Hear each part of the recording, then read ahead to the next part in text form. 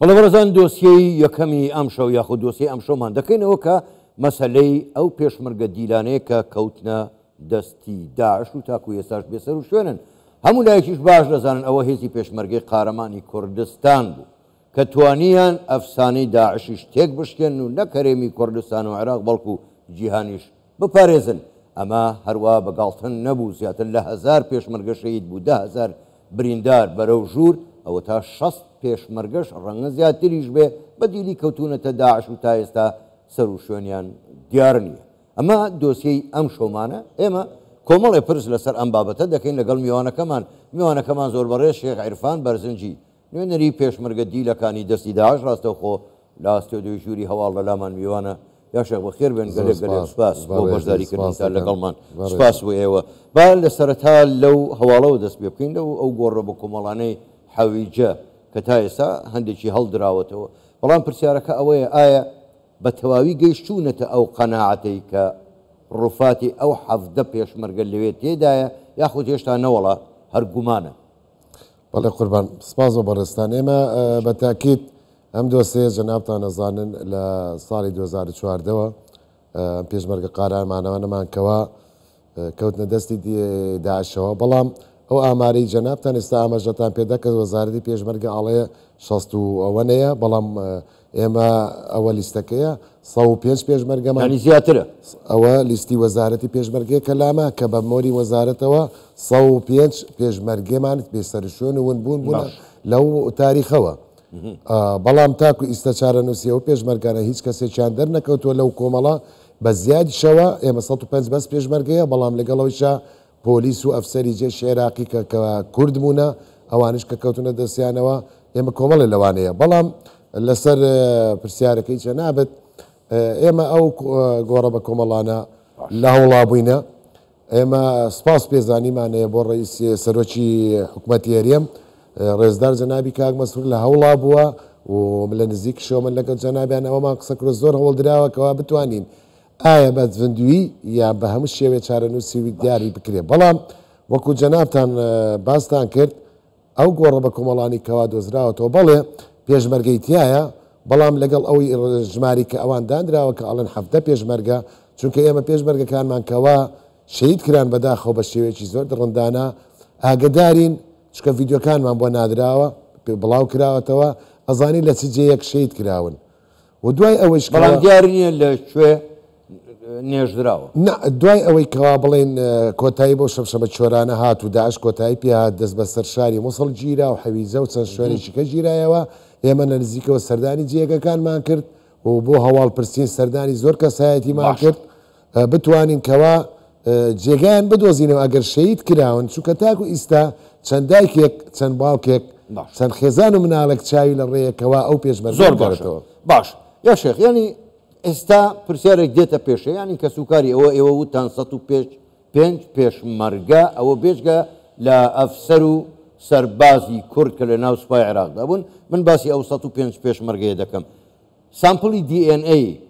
لە کەسوکاریان وەرگیراوەخۆ هەموو کەس بە ئومێدی ئەوەیە کە ئیشەڵا هیچیان لێ نەهاتوێ و بە سەلامەتی و پێشمەرگانە بگەڕێنەوە. بەڵام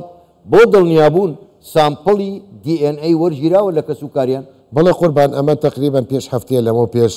لە ڕێگای حکوومەتی هەرێمەوە تەلەفۆن کراوە پەیوەندی کراوە بە کەسوکاری دیلەکانەوە کەوا بێن بۆ ئەوەی ئەو پشکینەیان بۆ بکرێت بۆی دەرکەوێک لای بکرێتەوە بزانین ئایا ئێمە ئەو پێشمەرگانە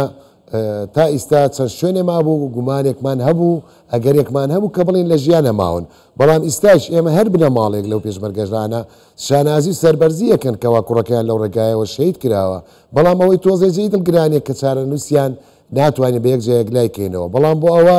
کەوا بێت و دێنێنەکە بکرێت بۆ یەکلا بێتەوە و چارەنووسیان دیاری بکرێت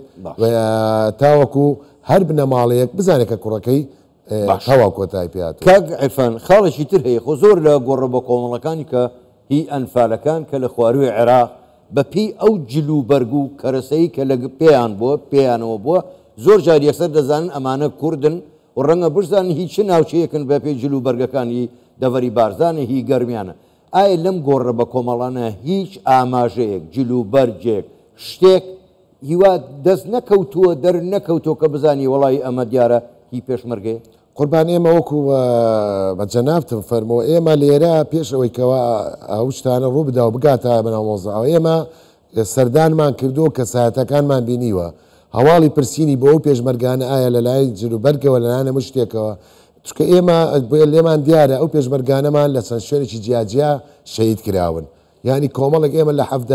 21 دیلەکەی شاری کەرکووک لە مەکتەب خالید کە بەدیل جیران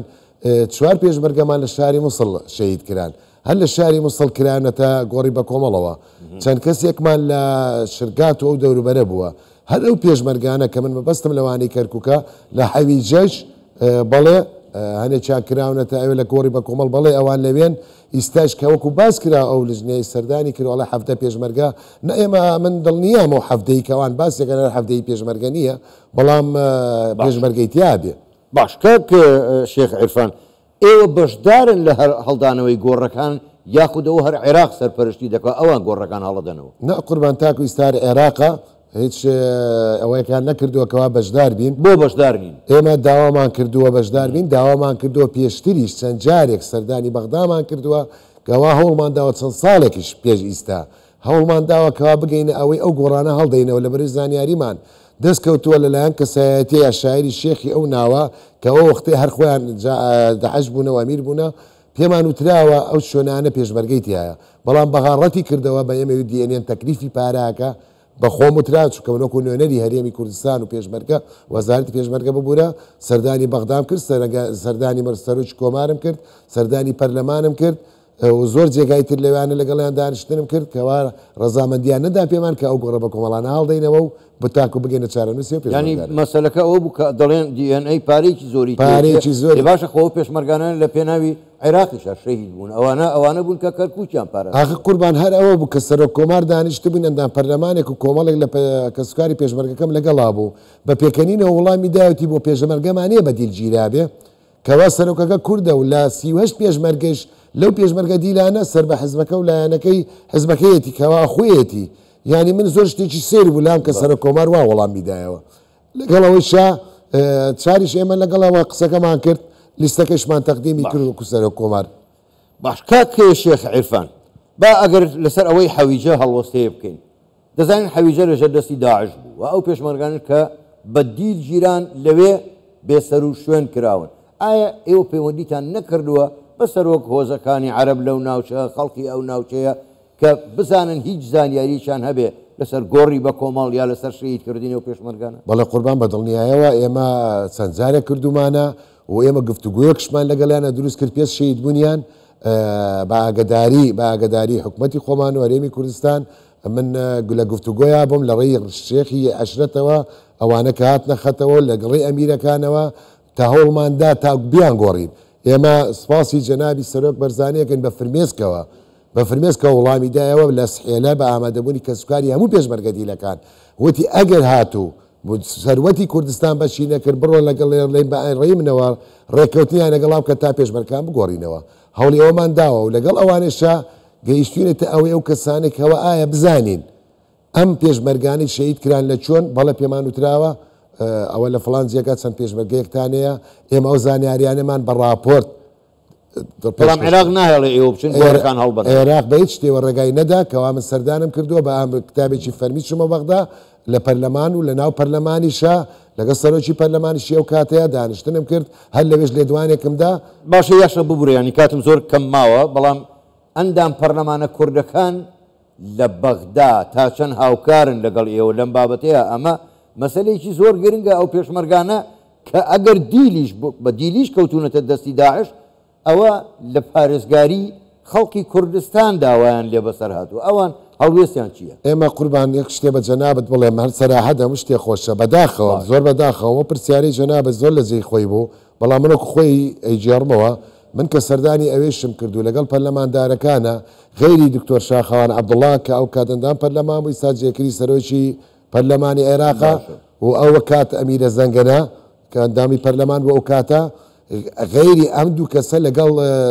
خوشتێکی بەڕێز ناویان لەبیرم نێ هیند دۆک بوو لەگەڵ برایەکی بەڕێزی زاخۆ غەیری ئەمانە هیند ئەندام پەرلەمانێکی کورد هەڵوێستی نەبوو هەر ئەمانەی کە باسم کرد عەرەبەکان هاتن کەوا لەگەڵ مناقەشەیان کرد و گوێیان کرد و خەمخۆر بوون پرسیاری ئەوەیان کرد ئەوە زۆر جێ ئەسەف و داغ بوو بۆ ئێمە و کاتە بەدەخۆ زۆر بەڕێز شێخ عەرفان بەرزنجی نوێنەری پێشمەرگە دیلەکان گەلێک سوپاس بۆ بەشداریکردنتان لەگەڵمان سوپاس بۆ ئێوە بە ئومێدی ئەوەی هیچ نەبێ ڕووفاتی ئەو پێشمەرگانە جارێککە بگەڕێنەوە خاکی پیرۆزی کوردستان سپاس بۆ جەناب.